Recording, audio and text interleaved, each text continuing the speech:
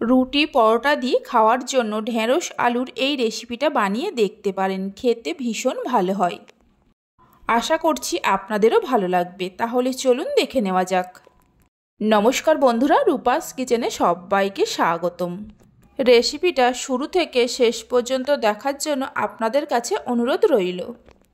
এখানে আমি 500-র মতো ঢেঁড়স নিয়ে মিডিয়াম সাইজ করে কেটে নিয়েছি, আর একটা বড় সাইজের আলু নিয়ে খোসা ছাড়িয়ে এই রকম সরু সরু করে কেটে নিয়েছি। এবার গ্যাসের ওপর কড়া বসিয়ে কড়ার মধ্যে দিয়ে দেব 2 চামচের মতো সাদা তেল। তেল গরম হলে কেটে রাখা ঢেঁড়সগুলো দিয়ে গ্যাসের ফ্লেমটা হাইতে করে ঢেঁড়সগুলোকে ভেজে নেব। অবশ্যই ঢেঁড়সগুলো হাই ফ্লেমে ভাজতে হবে। 3 থেকে 4 মিনিট সময় ধরে ঢেঁড়সগুলোকে ভেজে নিয়েছিলাম। এবার তুলে নিয়ে রেখে দেব। ঢেঁড়সগুলো তুলে নেওয়ার পর কড়াতে আরও 1 চামচের মতো তেল দিয়ে দেব। তেল দেওয়ার পর কেটে রাখা আলুগুলো দিয়ে আলুগুলোকে ভালো করে ভেজে নেব। আলুগুলো ভাজার সময় গ্যাসের ফ্লেমটা হাইতেই রাখতে হবে। মিনিট 3-4 সময় ধরে আলুগুলোকেও ভেজে নিয়েছিলাম। দেখুন আলুগুলো খুব ভালো করে ভেজে নেওয়া হয়ে গেছে। তুলে নিয়ে রেখে দেব। আলুগুলো তুলে নেওয়ার পর আরও 1 চামচের মতো তেল দিয়ে দেব। তেলের মধ্যে দিয়ে দেব 1/2 চামচের মতো গোটা জিরে আর 2টো গোটা শুকনো লঙ্কা দিয়ে দেব। 1 চামচ দিয়ে দেব রসুন কুচি, 3-4টে কাঁচা লঙ্কাকে কুচিয়ে নিয়ে দিয়ে দেব। ঝাল আপনারা যেমন খাবেন সেই মতো কাঁচা লঙ্কা দেবেন। মিডিয়াম ফ্লেমে ফোড়নটাকে 10-12 সেকেন্ডের মতো ভেজে নেব। ফোড়নে থেকে সুন্দর গন্ধ বেরোতে শুরু করলে 2টো মিডিয়াম সাইজের পেঁয়াজকে কুচিয়ে নিয়ে দিয়ে দেব। পেঁয়াজ দেওয়ার পর পেঁয়াজগুলোকে হালকা লাল করে ভেজে নিতে হবে, গ্যাসের ফ্লেমটা হাইতে রেখে। দেখুন পেঁয়াজগুলোকে হালকা লাল করে ভেজে নেওয়া হয়ে গেছে। এই সময় অল্প করে জল দিয়ে দেব। জল দেওয়ার পর কিছু গুঁড়ো মশলা দিয়ে দেব। 1/2 চামচের মতো জিরে গুঁড়ো দিয়ে দেব, অল্প করে হলুদের গুঁড়ো দিয়ে দেব, 1/2 চামচের মতো কাশ্মীরি লঙ্কার গুঁড়ো দিয়ে দেব, 1/2 চামচের মতো ধনে গুঁড়ো দিয়ে দেব, আর স্বাদ মতো নুন দিয়ে দেব।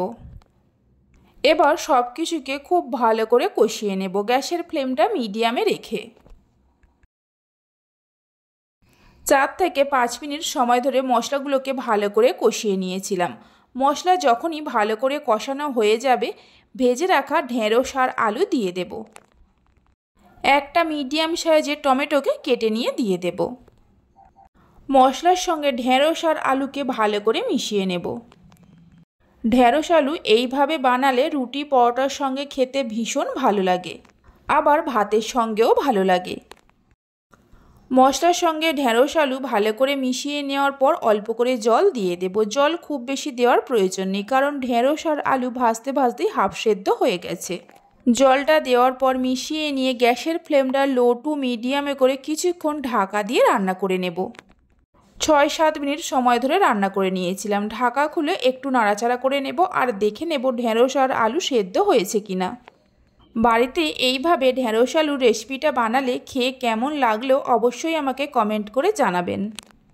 দেখুন ঢেঁড়স আর আলু খুব সুন্দরভাবে সেদ্ধ হয়ে গেছে। এই সময় অল্প করে ধনেপাতা কুচি দিয়ে দেব, 1/2 চামচের মতো চাট মশলা দিয়ে দেব। ধনেপাতা কুচি আর চাট মশলাটা দেওয়ার পর মিশিয়ে নিয়ে হাই ফ্লেমে 2 মিনিটের মতো রান্না করে নিয়ে গ্যাসের ফ্লেমটা বন্ধ করে দিতে হবে। দারুণ স্বাদের ঢেঁড়স আলুর রেসিপিটা আমাদের তৈরি হয়ে গেছে।